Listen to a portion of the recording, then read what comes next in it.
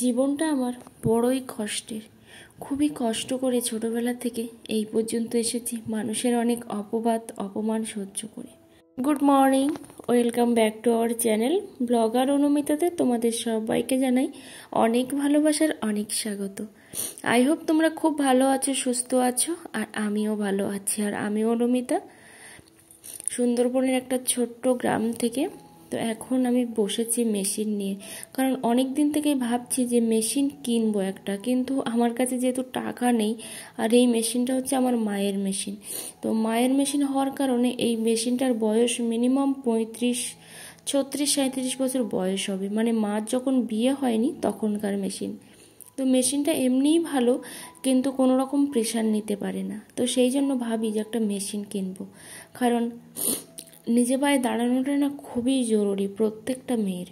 কারণ কেন বলো তো, ওই যে বলে না, নিজের ছায়াকেও বিশ্বাস করতে নেই আর নিজের জীবকেও বিশ্বাস করতে নেই। তো সেমভাবে প্রত্যেকটা মেয়ে যদি নিজের পায়ে না দাঁড়ায়, তাহলে কখন কে পাশ থেকে সরে যাবে কিচ্ছু কিন্তু বলার নেই। কারণ আজকে যাকে তুমি আপন ভাবছো, কাল তো কিন্তু সে আপন নাও থাকতে পারে। এটাই কিন্তু সত্যি। হয়তো ভাবছো যে হঠাৎ কেন আমি এই কথা বলছি, হ্যাঁ এটাই কিন্তু সত্যি। তুমি দেখবে যখনই কোনো ভুল করবে, যখনই কোনো খারাপ কিছু হবে, আঙুলটা কিন্তু তোমার দিকেই উঠবে যে না এটা তোমার জন্য হয়েছে। আবার যখন ভালো কিছু করবে, তখন কিন্তু অতটা প্রশংসা তুমি পাবে কি না সেটা পরে বোঝা যাবে, যে ঠিক প্রশংসাটা কতটা পাওয়া যাবে। কিন্তু ভুল করলে বা কোনো রকম দোষ করলে সেটা কিন্তু সবসময় আঙুলটা তোমার নিজের দিকেই আসবে। আর ওই যে পরিস্থিতি মানুষকে কোথায় কখন কিভাবে দাঁড় করায় কিচ্ছু বলার নেই। তাই অবশ্যই কিন্তু প্রত্যেকটা মেয়েরই উচিত নিজের পায়ে দাঁড়ানো, নিজের কিছু করা বা নিজে কিছু উপার্জন করা, সে যে ক টাকাই হোক, যেন অন্তত নিজের খরচাটা নিজেই চলে। আর সাথে সাথে তো মেয়ের বাবা মাও থাকে বা অনেক আত্মীয় স্বজন থাকে, যাদেরকে একটু হলেও ইচ্ছা করে কিছু না কিছু জিনিস কিনে দিতে। কারণ ছেলেরা আর্নিং করে, তারা কিন্তু অনেক কিছু কিনে নিয়ে আসে, দেখবে ভালো করে খেয়াল করে অনেক কিছুই কিনে নিয়ে আসে, কিন্তু সেগুলো হচ্ছে স্বামীর দেওয়া জিনিস। কিন্তু নিজে উপার্জন করে যদি 5 টাকার একটা জিনিস কেনা যায়, তার কিন্তু আলাদা একটা মর্যাদা থাকে বা আলাদা একটা মনের মধ্যে আনন্দ উল্লাস থাকে। সেটা যারা করে তারাই একমাত্র বোঝে। তো অনেক কথাই বলে ফেললাম। হ্যাঁ, আমিও কিন্তু ছোটোবেলার থেকে, একদম ছোটো থেকে শুনেছি, আমি গল্প শুনেছি যে আমি যখন হয়েছিলাম তখন নাকি হাফ মরাই হয়েছিলাম, মানে হবে না বলে আমার জন্য মাটি কাটাও হয়েছিল। কিন্তু পরে দেখলাম যে, মানে আমি দেখিনি, মানে সবাই দেখলো যে না বেঁচে গেছে, কপাল জোরে বেঁচে গেছি, এই হচ্ছে ব্যাপার। তারপর আস্তে আস্তে কিন্তু শুরু হলো আমার লড়াই, আমার জীবন যুদ্ধ।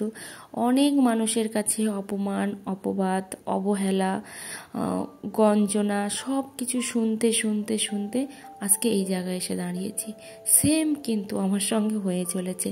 জানি না যতদিন হয়তো বাঁচবো, ঠিক ততদিনই আমাকে এমনভাবে শুনে যেতে হবে। কারণ এই সব অপমান, অপবাদ, এইগুলো কি বলতো, লাথি ঝাঁটা, গঞ্জনা, এগুলো কিন্তু নিজের মানুষেরাই দেয়, এগুলো কিন্তু পর মানুষেরা দেয় না, বা দূরের মানুষেরা কিন্তু দেয় না। যা করে সব নিজের মানুষেরাই কিন্তু করে। তো ওই যে আবার ওই কুকুর কি বলে বলো তো, যে কুকুরকে লাথি মেরে বের করে দিলাম, আবার আতো বলে একটু কাছে ডেকে গায়ে মাথায় হাত বুলিয়ে দিলাম, কুকুর সাথে সাথে সব কিছু ভুলে গেল। ঠিক মানুষ হচ্ছে সেরকম। ওই যে প্রচুর অপমান করলাম, অপবাদ দিলাম, তারপর আবার একটু ডেকে একটু ভালো কথা বললাম, একটু মিষ্টি কথা বললাম, তাতেই আমি ভুলে যাই। তো এইটাই হচ্ছে আমার জীবনের সব থেকে বড় কষ্টের জিনিস, যেটা আমি সবার জন্য ভাবতে শুরু করি।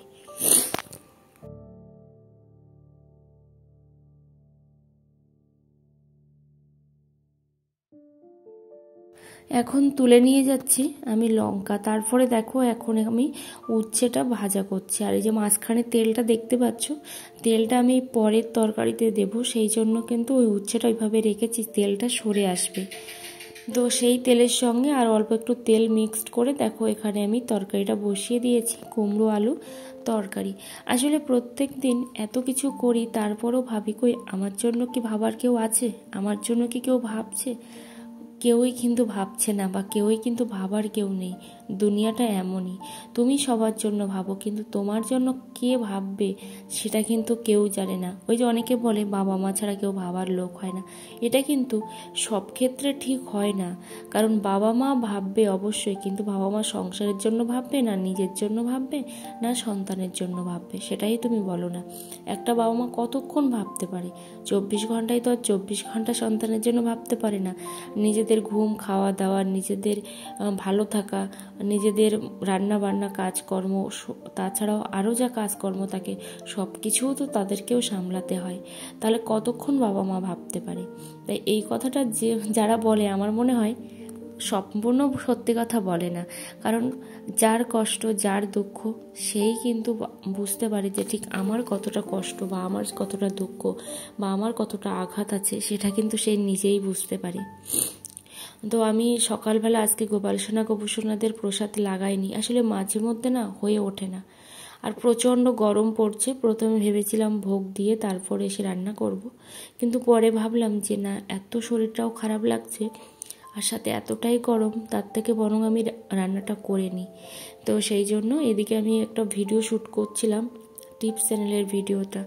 ওই যে পরে হবে বলে সংসারের কাজ করতে করতে ভিডিও করা হয় না, কিন্তু পরে ভেবে দেখলাম যে না, ভিডিওটাও তো আমার ফার্স্ট প্রায়োরিটি হওয়া দরকার, তাই না বলো? কারণ ওর থেকে যদি আমি কিছু করতে পারি, তাহলে অন্তত আমি নিজের জন্য সামান্য হলেও তো বাঁচতে পারবো। কারণ তুমি যার জন্যই করো না কেন, সে কিন্তু তোমার কথা ভাববে না। তো এখানে যেহেতু কাঁচা লঙ্কার তরকারি কোনো রকম কিছু দেই না, তো সেই জন্য কিন্তু তরকারিটার কালার চেঞ্জ হয়ে যায়। তো ঝটপট করে এসে তারপর আমি কিছু জামা কাপড়ও কাচলাম, কেচে তারপর দেখো ভোগও দিয়ে নিলাম। আজকে যেহেতু বৃহস্পতিবার, অনেকটাই টাইম লেগেছে, আর লাগেও, ওইটা নিয়ে বলতে নেই বারবার, এটা আমি ভুল বলি হয়তো। তো সেই গোপাল ঠাকুরের স্নান করানোর জল আর মহাদেবকে স্নান করানোর জলটা আমি তুলসী গাছের গোড়ায় দিয়ে দিলাম। আর যে জামা কাপড়গুলো আমি বললাম না আমি ধুয়েছি, সেইগুলো এখন মেলে দিচ্ছি, কারণ টাইম পাইনি। ওই যে ওদিকে বেলা হয়ে যাচ্ছিল, 10টা বেজে যাচ্ছিল, তো সেই জন্য আমি তাড়াতাড়ি করে আগে ভোগটা দিয়ে তারপর জিনিসগুলো মেলে নিচ্ছি। আসলে এত করি, সারা দিন কার জন্য করি, কাদের জন্য করি, সেটাই তো বুঝে উঠতে পারি না। তো কিছু আমায় করতে হবে, কিছু করা আমার প্রয়োজন, যাতে করে আমার নিজের হাত খরচাটুকু চলে। তো প্লিজ তোমরা আমাকে একটু সাজেশান দাও যে ঠিক কী করলে হবে, আর ঠিক কী আমি করতে পারি, যাতে করে আমি কিছুটা অন্তত নিজের হাত খরচা চালাতে পারি। তো তেমন কিছুই হচ্ছে না, জীবনে অনেক কিছুই চেষ্টা করছি। টিউশনি পড়াতাম একটা সময়, যা হোক 2000-3000 করে টাকা হতো, সেটাও একটা টাইমে বন্ধ হয়ে গেল। জীবনে পড়াশোনাটাও ঠিকঠাক করে কমপ্লিট করতে পারলাম না। তো এরকম অনেক কিছুই আছে যেগুলো কিন্তু হয়ে ওঠেনি। এতটাই রোদ্দুর আর গরম পড়েছে যে মেঝেতে পা দেওয়া যাচ্ছে না, তাই ইঁটের উপরে পা দিয়েছি, অথচ বুঝতেই পারছি না যে ইঁটটাও হচ্ছে প্রচুর গরম হয়েছে, কারণ প্রচণ্ড রোদ্দুর। শুনছি নাকি লু পড়েছে। তো একজন আমাকে কমেন্ট করেছে যে আমি মুম্বাই থেকে দেখছি, এখানে 34 ডিগ্রি সেলসিয়াস পড়েছে। আমাদের এই সুন্দরবনে কত ডিগ্রি সেলসিয়াস? তো আমাদের এখানে কিন্তু 38 ডিগ্রি সেলসিয়াস পড়েছে। তো এখানে দেখো, এখন আমি ভোগটা দিয়ে রেখেছিলাম, দিয়ে ওই যে দরজাটা বন্ধ করে বাইরে গিয়েছিলাম। এখন আমি গোপালসোনাদের বাঁশিটা দিয়ে তারপর প্রসাদটা তুলে নেব, ঠিক আছে?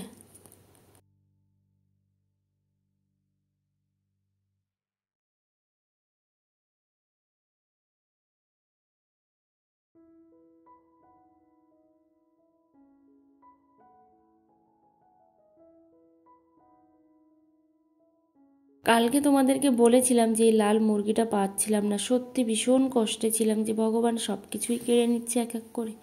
তো তারপরে আজকে যে বেলা 10টার সময় মুরগিটাকে পাবো, আমি স্বপ্নেও ভাবিনি। তো এখন বিকালবেলা দেখো এখানে একটু চলে এসেছি নদীর পাড়ে, কারণ মনটা ভীষণই খারাপ। তো সেই জন্য যদি একটু ভালো রাখা যায়, তো এখানে চলে এসেছি।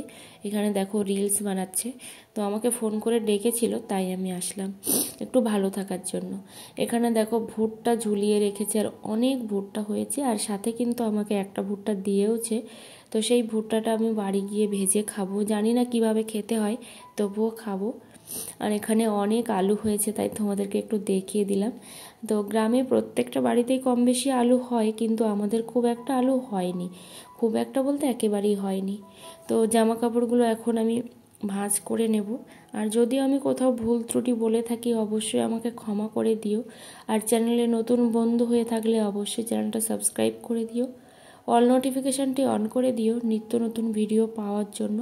আর যারা অলরেডি চ্যানেলটা সাবস্ক্রাইব করে দিয়েছো সবাইকে অসংখ্য অসংখ্য ধন্যবাদ জানাই। তো এই ব্লাউজটা আমি পরে গতকালকে বিয়ে বাড়ি গিয়েছিলাম, তো বেশি নয় 15 থেকে 20 মিনিটের মতো ছিলাম, কিন্তু এখন গরমের সময় তো সেই জন্য আমি ধুয়ে দিলাম। ঘামটা আমার হয়নি, কিন্তু তারপরেও ধুয়ে দিলাম, না ঠিক আছে, তোলা জিনিস তার থেকে বরং ধোয়াই থাক।